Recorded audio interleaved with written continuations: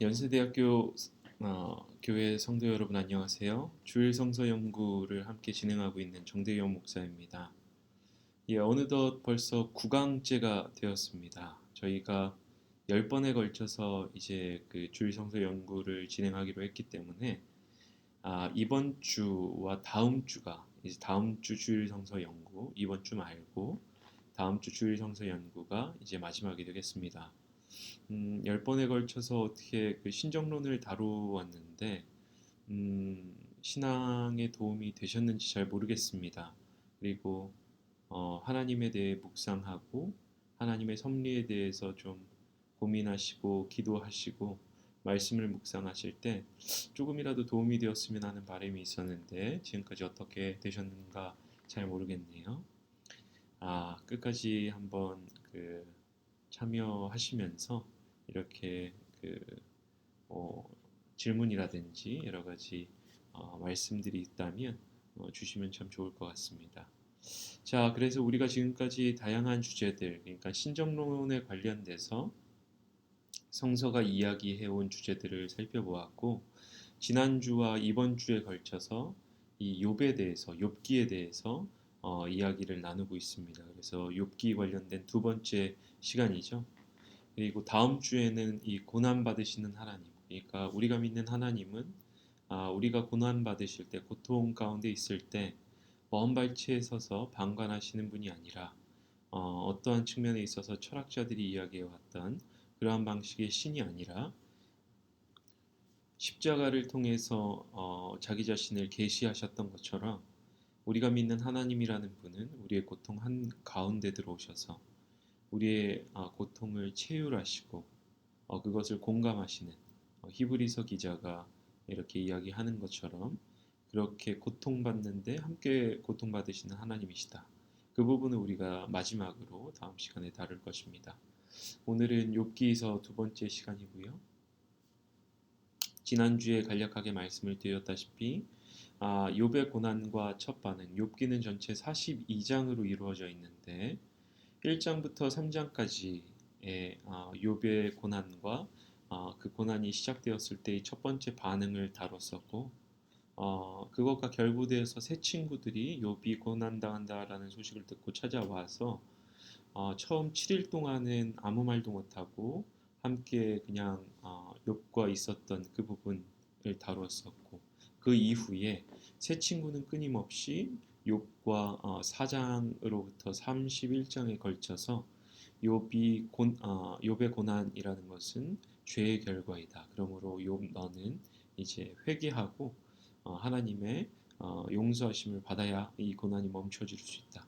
이러한 방식의 논변 그리고 그것에 대해서 항변하는 욥의 이야기들로 지난 시간에 첫 번째 이 두 가지를 살펴보았습니다. 오늘은 32장부터 37장에 등장하는 엘리후의 논변과 욥의 항변을 좀 들어볼 거고요. 그 이후에는 38장에 하나님이 등장하셔서 욥에게 말씀하시는 그 부분 그리고 42장까지 그 장면이 욥의 회복까지 이어지는데 그 부분에 대해서 좀 다뤄보려고 합니다. 저희가 매주 다시 한번 상기시켜드리면 이제 고난의 문제에는 해법이라는 것은 없다라는 것. 어떻게 보면 지난 시간과 지지난 시간 연속적으로 강조했었던 고난의 시기를 지날 때에는 우리가 하나님 앞에 인내하고 기도함으로써 하나님과 함께 있으려고 하는 왜냐하면 그 하나님께서 우리와 함께 계시기 때문에 그런 거죠. 먼 발치에서 우리가 고통받는 것을 방관하시는 분이 아니라 우리의 고통 가운데 함께 오셔서 그 고난의 한 가운데서 우리와 동행하시고 체휼하시는 그 하나님을 바라볼 수 있도록 해야 한다. 그것이 고난에 있어서 가장 중요한 작업 중에 하나이다. 그 부분을 다뤘었습니다. 그러므로 신정론 어떻게 보면 지금 저희가 하고 있는 이 이성적인 어프로치라는 것 자체는 기도와 말씀 묵상과 함께 진행이 되어야 한다라는 점, 그 부분을 좀 기억을 하셨으면 좋겠습니다.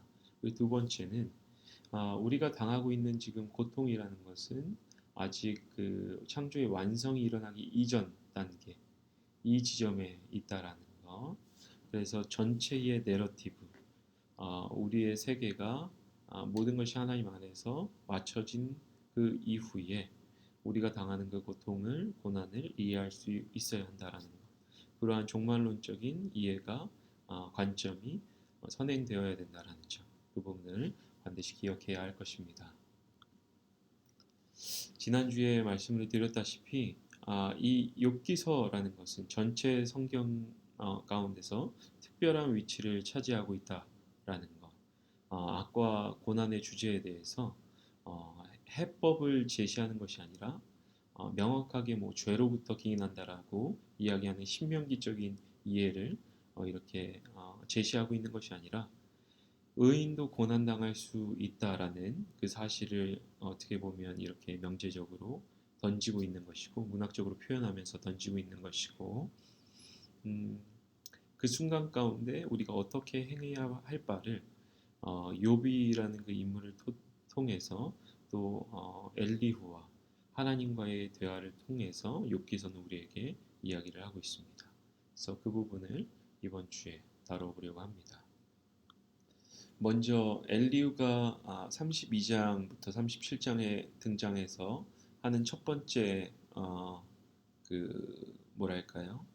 논변의 포인트는 욥도 또한 인과응보적인 신앙을 가지고 있다. 그러니까 새 친구들뿐만 아니라 욥도 인과응보적인 신명기적 이해를 가지고 있는데 그 부분에 대해서 일정 부분의 엘리후는 질책을 하고 있습니다.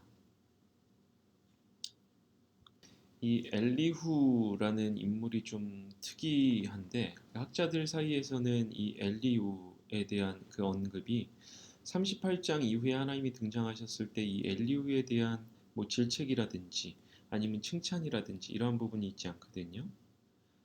그리고 엘리후의 이 이야기라는 것이 문체적인 특성에 있어서도 내용적인 측면에 있어서도 전체 욥기와 어느 정도 좀 결을 달리하고 있는 그러한 특징들을 토대로 학자들 가운데서는 이 엘리후 32장부터 37장의 그 내용이 후대에 삽입되었을 가능성도 이야기를 하고 있습니다. 그리고 여튼 그러한 배경사적인 부분들을 한번 알고 계신 상태에서 읽어보면 더 좋을 것 같고요. 그래서 엘리후는 등장한 이후에 욥과 세 친구 모두를 비판합니다. 비판하는 이유는 욥과 세 친구 모두 인과응보적인 신명기적 이해로서 고난을 이해하고 있기 때문에 그렇습니다. 세 친구는 능히 대답하지 못하면서 그러니까 욥의 그 항변을 들으면서 그것에 대해서 제대로 반문하지 못하고 대답하지 못하면서 욥을 정죄하고 있기 때문에 그 엘리후는 세 친구를 비판을 하고 있는 것이고요. 또 욥은 자신을 변호하다가 하나님보다 자기가 더 의롭다라고 주장하기 때문에 그렇습니다. 이 부분을 조금 중점적으로 볼 건데 왜 그런가 하면 욥기서 33장 12절에 엘리후가 이렇게 이야기를 합니다. 그러나 내가 욥 어른께 감히 말합니다. 어른은 잘못하셨습니다. 하나님은 어떤 사람보다 크십니다. 그럼 욥이 무엇을 잘못했을까? 욥도 새 친구와 같이 자신이 당하는 그 고난을 인과응보적인 그 프레임 안에서 이해를 하고 있는 겁니다. 다시 말해서 고난이라는 것은 죄로부터 기인한다. 다시 말해 죄가 있으면 고난을 받는다. 죄가 있으면 응징을 받는다. 누구로부터? 하나님으로부터. 이게 인과응보적인 고난에 대한 사상인 거죠. 신명기 28장에서 이야기했었던 지난주에도 말씀을 드렸다시피 하나님의 토라를 잘 지키면 복을 받고 하나님의 토라를 불순종하면 징벌을 받는다. 그렇죠? 그러니까 죄가 있으면 징벌을 받는다. 그러므로 하나님은 공의로우시다. 이러한 사상이 인과응보적인 사상 안에서 하나님을 이해하는 겁니다. 근데 욥은 이 이해 안에서 자신의 고난을 이해하다 보니까 하나님을 불의하다고까지 이야기를 합니다. 왜 그럴까?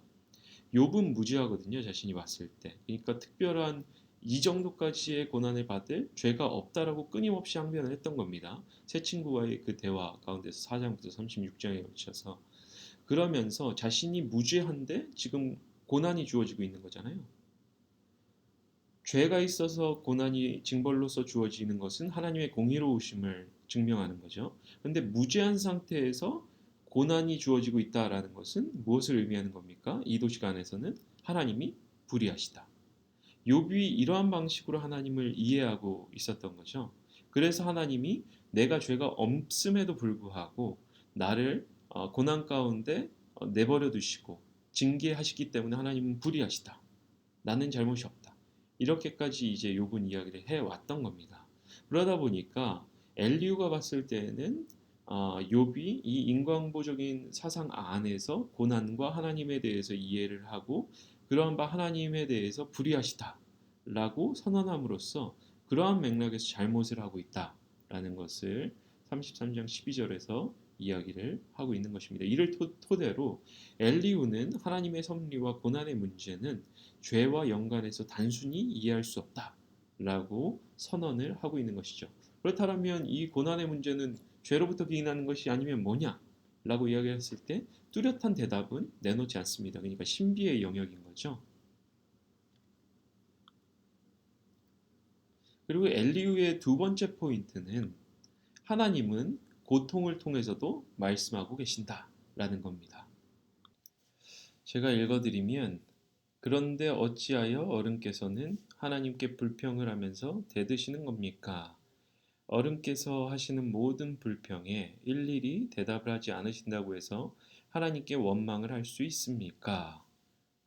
엘리후가 그 욥에게 하는 이야기인 거죠.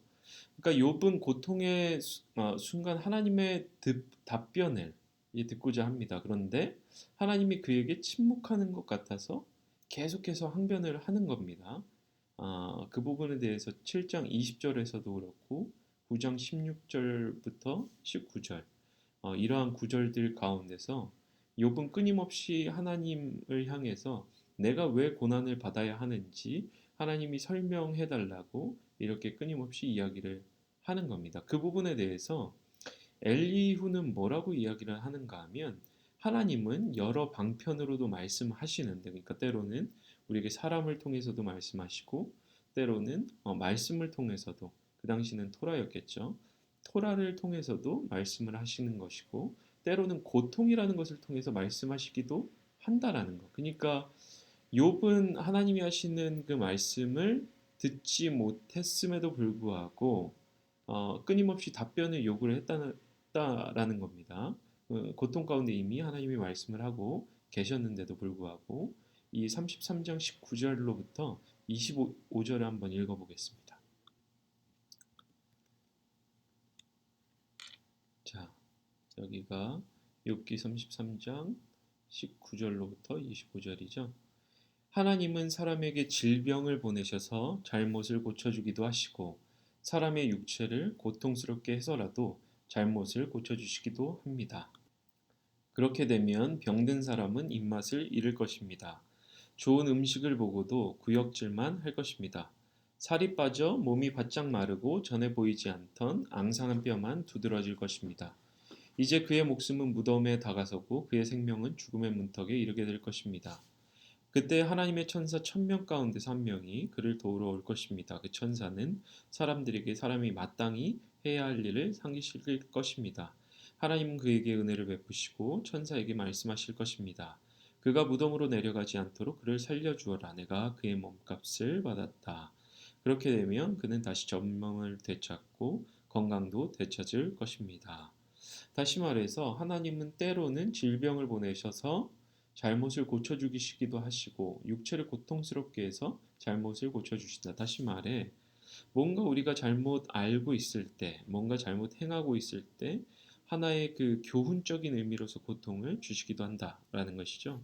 그래서 그 고통 가운데 이것이 어떻게 어떠한 맥락에서 주어지고 있는지를 하나님 앞에서 하나님의 음성을 듣는 그것을 이제 수행을 해야 된다라는 게 엘리후의 이야기인 것입니다.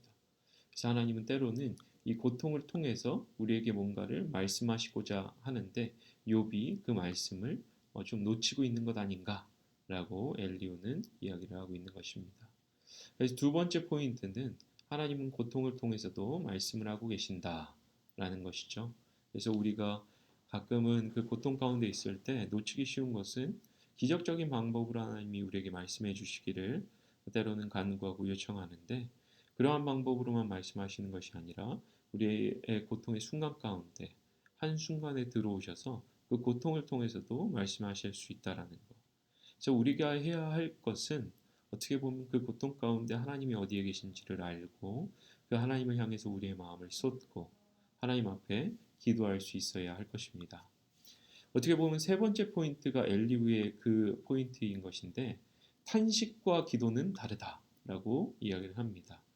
제가 예전에 그 어느 주제를 다룰 때 이야기를 했었는지 잘 모르겠는데, 아마 질병, 죽음, 사별 이 부분을 다룰 때 이야기를 했던 것 같습니다.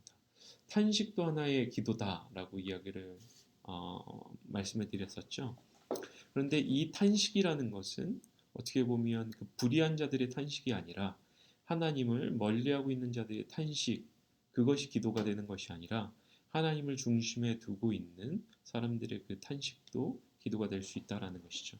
근데 엘리후는 적어도 그 부분에 있어서 탄식을 넘어서서 하나님 앞에 진정한 의미의 기도로 드릴 수 있어야 된다라고 이야기를 합니다. 그러면서 35장과 36장에 걸쳐서 엘리후의 이야기가 기록되어 있는데 한번 읽어드리면, 사람들은 억압이 심해지면 부르짖고 세력이 있는 자들이 억누르면 누구에게나 구원을 청하면서 울부짖지만 그들을 창조하신 하나님께로 돌아가지 않습니다. 어두운 때에도 희망을 주시는 그 창조주 하나님께로 돌아가지 않습니다. 하나님이 우리에게 짐승이나 새가 가진 지혜보다 더 나은 지혜를 주시는데도 하나님께로 돌아가지 않습니다. 그들이 거만하고 악함으로 하나님께 도와주십시오 하고 부르짖어도 하나님은 들으지 않으십니다. 다시 말해 우리의 기도 혹은 우리의 탄식이 기도가 되려면 그 탄식 가운데서도 하나님을 향해서 우리의 탄식이 이루어지고 있어야 된다라는 겁니다. 다시 말해서 하나님을 떠나서 하나님을 원망하는 것은 올바른 의미의 탄식이나 기도가 아니라는 것이죠. 온전한 의미의 기도라는 것은 우리의 모든 것이, 우리의 삶의 모든 방향이 하나님을 향하여 초점이 되어 있는 이 상태를 기도라는 것으로 우리는 이해를 할 수가 있습니다. 그래서 때로는 기도하는 삶이라는 것은 하나님의 뜻에 자신을 맞춰가는 삶일 수가 있겠죠. 고통의 순간에도 동일한 작업들이 필요하다라는 것을 엘리오는 이야기를 하고 있습니다. 다시 말해 하나님으로부터 떠나서 원망하고 불평하는 것이 아니라 하나님을 향해서 자신의 마음을 토로하는 그러한 기도가 필요하다라는 것입니다. 36장에서는 이렇게 이야기를 합니다. 그러나 사람이 받는 고통은 하나님이 사람을 가르치시는 기회이기도 합니다. 사람이 고통을 받을 때에 하나님은 그 사람의 귀를 열어서 경고를 듣게 하십니다. 하나님은 욥 어른을 보호하셔서 고통을 받지 않게 하셨습니다. 평안을 누리면서 살게 하시고 식탁에는 언제나 기름진 것으로 가득 차려 주셨습니다. 기독교 전통 안에서 초대 교부 중에 한 명인 이레니우스 같은 그 신학자는 고통이라는 것이 소울 메이킹 과정이다. 다시 말해서 하나님이 하나님의 보시기에 아름다운, 하나님 보시기에 덕스러운 그 영혼을 이렇게 교육하시고 훈련시키시기 위해서 때로는 고난을 뭐랄까요? 눈물을 머금고라도 이렇게 허락하시는 측면이 있다라고 이야기를 하는 것이죠. 그 부분을 이야기를 하는 겁니다. 사람을 가르치기 위해서 때로는 고통이라는 것이 하나님의 섭리 가운데 주어질 수 있다라는 것. 그래서 우리가 고통 가운데 할 수 있는 그 기도라는 것은 이 하나님을 향해서 먼저 우리의 모든 전인적인 삶이 돌아서야 된다라는 것이고, 첫 번째는, 두 번째는 그렇게 하나님을 향해서 우리가 우리 자신을 맞춘 이후에 이 고난 가운데에서 하나님이 어떠한 선을 이루기를 원하시는가, 하나님이 이 고난 가운데 우리로 하여금 무엇을 알도록, 무엇을 통하여 이렇게 변화되도록 원하시는가, 이러한 부분들을 파악하고 그것에 맞추어 갈 수 있어야 된다라는 것입니다. 그래서 고난이라는 것은 그리스도인들에게도 상당히 어렵고 아픈 경험인 거죠. 그럼에도 불구하고 고난이 고난으로 맞춰지지 않고 악이 악으로 맞춰지지 않는 이유는 하나님이 때로는 이 고난을 기쁨으로 승화시키시고 하나님이 때로는 이 악을 선한 것으로 변형하실 수 있는 그러한 전능하신 하나님이시기 때문에 그렇다라는 것입니다. 그래서 우리는 반드시 이 고통 가운데 엘리후가 이야기했던 것처럼 하나님을 향해 우리를 돌이키고 하나님 안에서 이 고통이 무슨 의미를 가지는지를 좀 씨름하고 이렇게 듣는 그러한 작업들이 필요할 것입니다. 자, 마지막으로 어떻게 보면 하나님이 이제 직접 등장하셔서 욥이 했던 그 기도와 그 뭐랄까요? 요청에 대해서 말씀하실 것 같습니다. 38장 이후에 등장하셔서 말이죠. 그런데 욥기서를 세세하게 읽어보신 성도님들은 잘 아시겠지만 이게 하나님의 답변이 약간 뭐가 이상합니다. 어, 욥이 했던 질문에 대해서 답하시는 게 아니죠. 욥은 왜 의인이, 왜 그럴 만한 고통을 당하지 않아도 되는 내가, 사람들이 고통을 당해야 하는가 좀 말씀해 주십시오라고 끊임없이 이야기를 했는데 그것에 대해서 내가 고난을 허락한 이유는 이렇다가 아니라 하나님이 뭘 하고 계시고 뭘 하실 수 있으며 그런데 인간은 뭘 할 수 없을지를 뭘 할 수 없음을 이렇게 뚜렷하게 보여주십니다. 다시 말해서 하나님과 하나님이 하실 수 있는 일과 인간과 인간이 할 수 있는 일 사이에 커다란 갭이 있음을 하나님이 이제 말씀을 하시는 거죠. 제가 한번 읽어드리면 이때 나는 그 하나님입니다. 화자는 하나님이신 거죠. 내가 땅에 기초를 놓을 때에 내가 거기에 있기라도 하였느냐? 네가 그처럼 많이 알면 내 물음에 대답해 보아라. 내가 지금까지 살아오면서 내가 아침에게 명령하여 동이 트게 해본 일이 있느냐? 새벽에게 명령하여 새벽이 제자리를 지키게 한 일이 있느냐? 눈을 쌓아둔 창고에 들어간 일이 있느냐? 우박 창고를 들여다본 일이 있느냐? 이것들은 내가 환난이 생겼을 때 쓰려고 간직해 두었고 전쟁할 때에 쓰려고 준비해 두었다. 네가 북두칠성의 별대를 한데 묶을 수 있으며 오리온 성자를 묶은 띠를 풀 수 있느냐? 네가 철을 따라서 성자들을 이끌어낼 수 있으며 큰 곰자리와 그 별대를 인도하여 낼 수 있느냐? 네가 사자의 먹이를 계속하여 댈 수 있느냐? 굶주린 사자 새끼들의 식욕을 채워줄 수 있느냐? 그것들은 언제나 굴 속에 웅크리고 있거나 드러나지 않는 곳에 숨어 있다가 덮친다. 까마귀 떼가 먹이가 없어서 헤맬 때에 그 새끼들이 나에게 먹이를 달라고 조를 때 그 까마귀 떼에게 먹이를 마련하여 주는 이가 누구냐? 명백하게 하나님이 등장하셔서 어, 하나님이 하시는 일들에 대해서 막 이야기를 하십니다. 그리고 40장 15절과 41장 1절에 보면 베헤못과 리워야단이 등장하는데 이러한 부분들은 제가 예전에 이 타락, 죄의 결과 이야기를 하면서 죄의 대가를 이야기하면서 피조물적 상태에 대해서 이야기를 했었잖아요. 하나님을 향해서 반역하고 있는 상태. 베헤못과 리워야단이라는 것은 하나님께 반역하는 원시적인 우주적인 세력을 상징하고 있는 그 부분들인 겁니다. 그래서 이 부분을 종합하면서 기독교 안에 크게 보면 기독교 신학 안에 크게 보면 세 가지 입장 정도가 이해될 수가 있는데 첫 번째 입장 어떻게 보면 전통적이고 개혁주의 전통에 있는 하나님의 주권성을 강조하는 그 전통에서는 이러한 구절들 가운데서 어떻게 보면 모든 주권이 하나님에게 있고 하나님은 그 반역하는 세력들을 통치하고 계시는 완벽한 주권자로서 모습이 드러나고 있다라는 것이죠. 그렇기 때문에 욥이 하나님 앞에 드리는 이 질문이라는 것은 어떻게 보면 인간적인 차원에서 이해될 수 있는 질문이지만 결국에는 하나님의 주권성에 대해서 의문을 품는 행위가 될 수 있다라는 겁니다.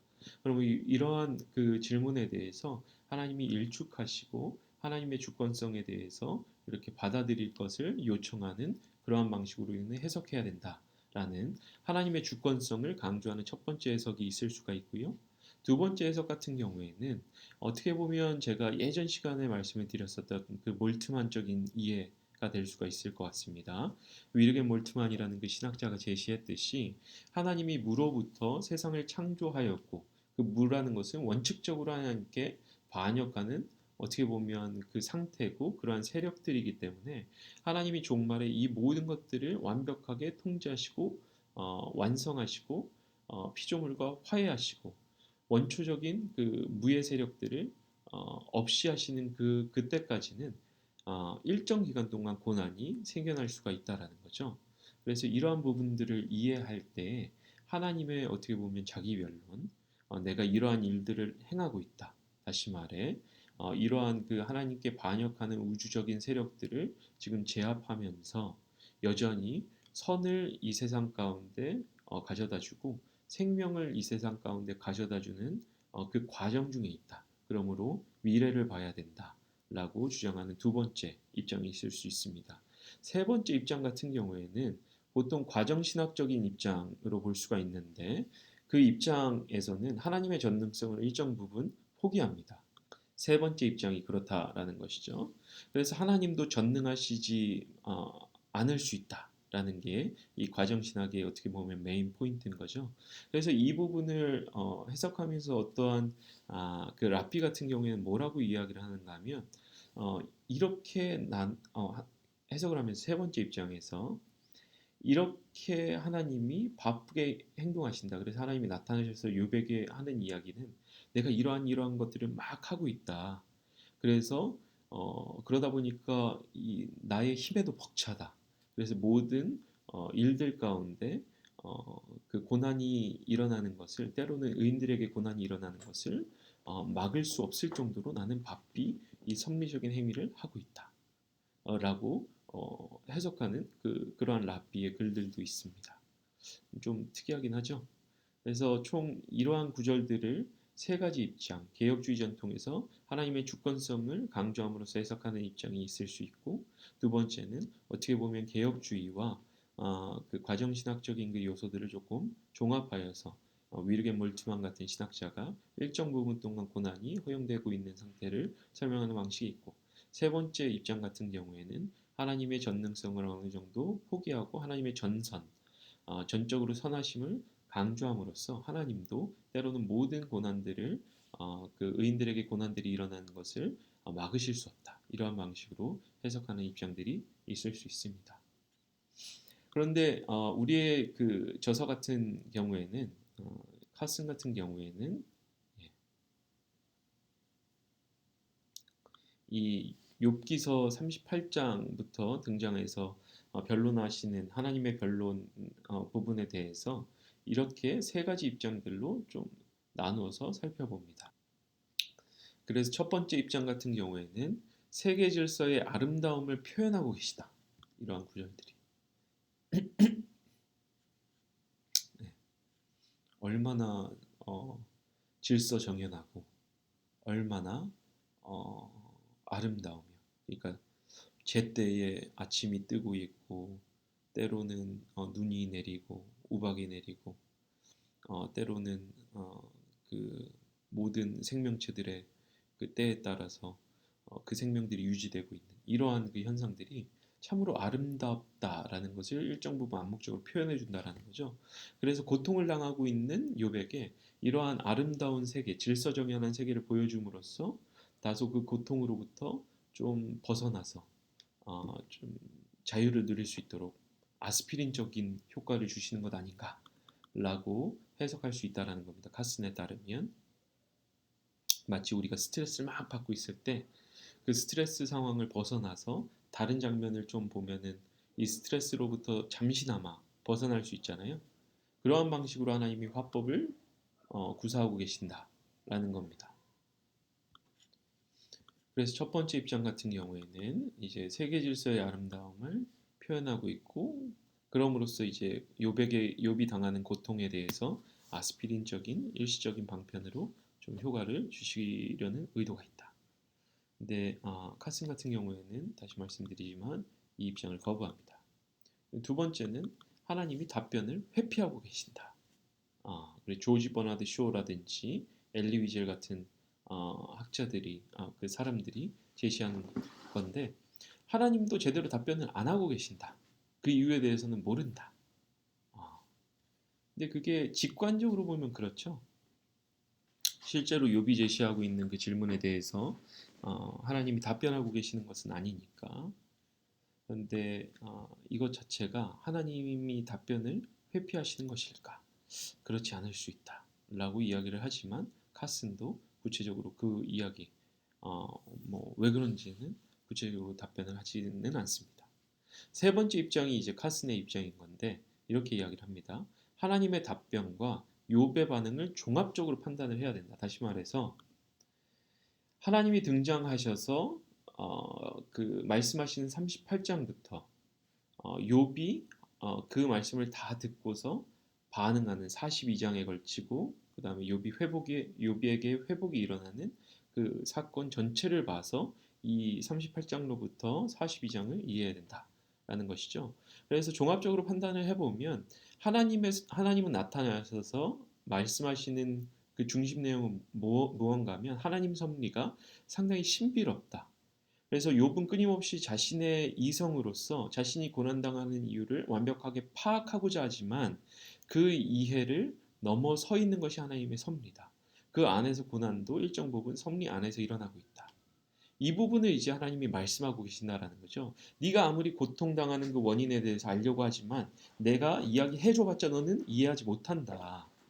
왜냐하면 이 고난의 신비, 고난이 섭리 가운데 하나님의 큰 뜻을 이루는 데 종사하고 있다는 것은 우리의 이성적인 이해를 넘어서 있는 영역이기 때문에.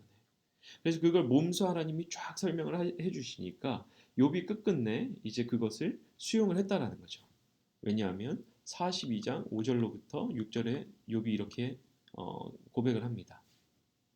주님이 어떤 분이시라는 것을 지금까지는 제가 귀로만 들었습니다. 그러나 이제는 제가 제 눈으로 주님을 뵙습니다. 그러므로 저는 제 주장을 거두어 드리고 티끌과 잿더미 위에 앉아서 회개합니다. 다시 말해서 욥이 자신이 당하는 그 고난을 이성적으로 파악하려고 했을 때는 끊임없이 하나님에게 항변하고 하나님을 향해서 탄식하고 하나님을 향해서 이해되지 않는다고 이렇게 불평했지만 하나님의 섭리가 본격적으로 드러나서 욥에게 직접적으로 대면되니까 다시 말해 욥이 하나님과의 교제 안에서 하나님 임재 안에서 직접적으로 하나님의 섭리를 맞닥뜨리게 되니까 더 이상 이성적으로 자신의 고난이 왜 발생하고 있는지가 중요한 사건이 아니게 됐다라는 겁니다. 그러면서 자신의 불신앙, 어떻게 보면 하나님이 불의하시다라고 선언하였던 그 부분을 회개하게 되었다라는 거죠.